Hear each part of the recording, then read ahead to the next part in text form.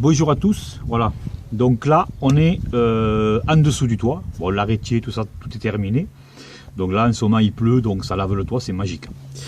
Donc on se retrouve sous le toit, c'est-à-dire l'avant-toit qui est fait avec une planche en sapin traité de 27 mm. Et on l'a ramené à l'aplomb du mur. Ça veut dire que on va fermer cette partie-là. Et automatiquement, derrière, ça va retarder la venue de tous les parasites, c'est-à-dire souris, loir, tout ce cirque. Voilà. Donc ici, on est sur l'angle. On va juste faire les premières choses. Une première chose, c'est voilà, le mouiller abondamment. Voilà, abondamment, pas tant que ça, puisque bon, moi j'ai quand même prévu d'avoir de la chaux assez liquide. Donc j'aime bien parce que ça va faire pénétrer le lait de chaux. La chaux et tout ce qui fait que ça adhère. Donc on mouille bien. Ouais, voilà. Ensuite, un petit mortier. Bon là en l'occurrence c'est la fin de la bétonnière que je me suis servi pour le scellement des faîtières. Donc normalement le dosage à 350 kg c'est bon.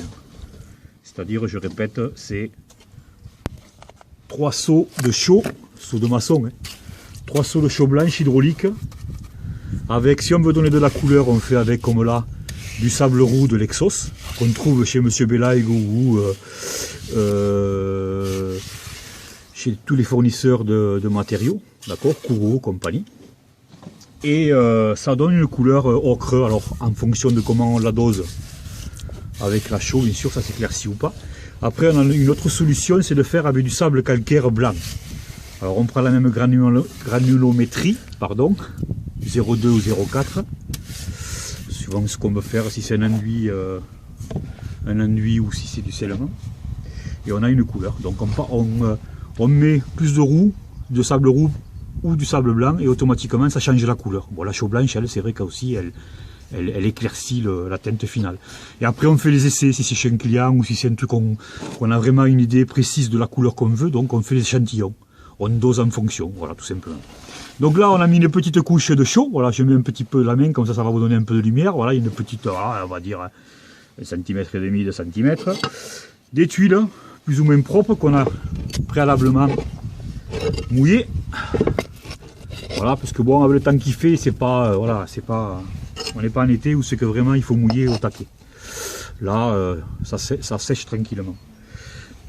Les arrêtiers ont mis un jour pour sécher. Alors donc, la chaux, pardon pour le bruit.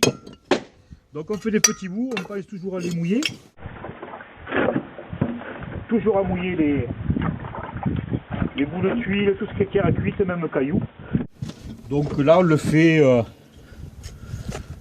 toujours comme je dis, avec parcimonie, c'est pas forcément utile d'exagérer.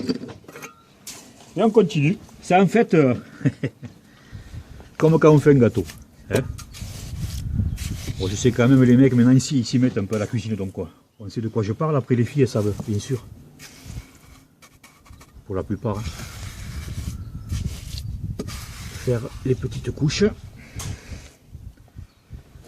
En plus c'est vrai que si je dis pas que c'est de la chaux, c'est joli, hein. On dirait de la crème.